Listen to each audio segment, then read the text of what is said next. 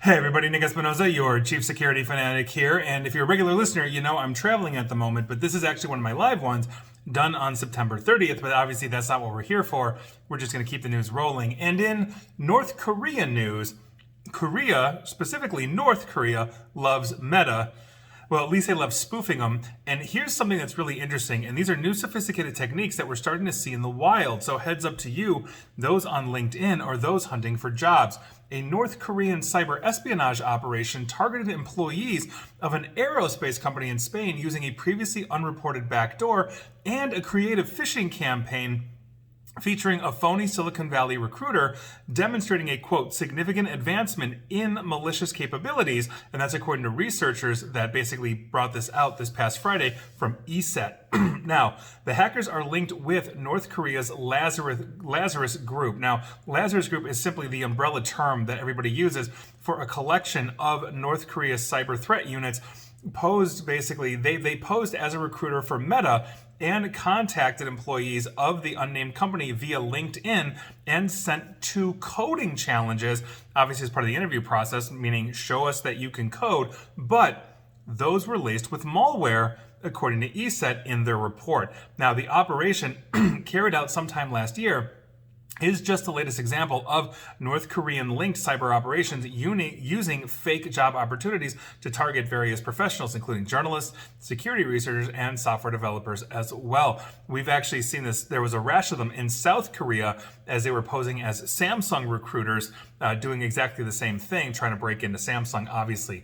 Now, the ostensible coding challenges were contained basically in malicious files. This was quiz1.exe and quiz2.exe, and when downloaded and executed on a company device, delivered a rat or remote access Trojan that ESET is dubbing lightless can. Now, the malware mimicked a, quote, wide range of native Windows commands, according to the report, and enabled, quote, discrete execution within the rat itself instead of noisy console executions. Excuse me. Meaning that essentially what we were talking about here is this was as stealthy as possible and much harder to detect as it was attempting to evade detection systems. Now, the malware also was set to decrypt only on the target's intended machine, quote, effectively preventing decryption on unintended machines, such as those of security researchers.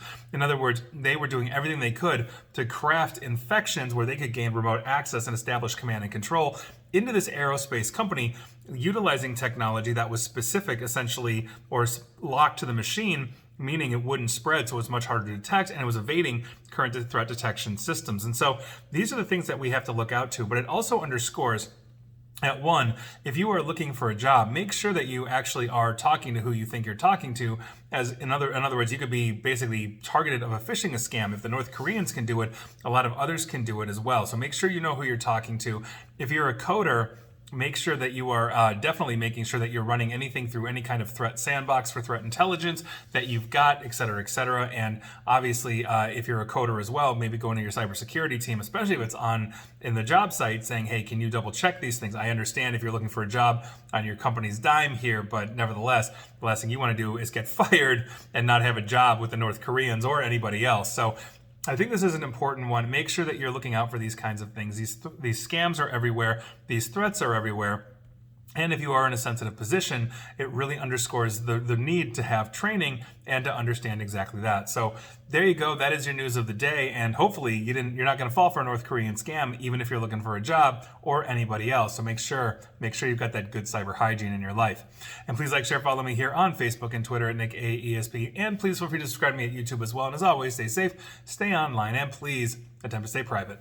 Thanks, everybody.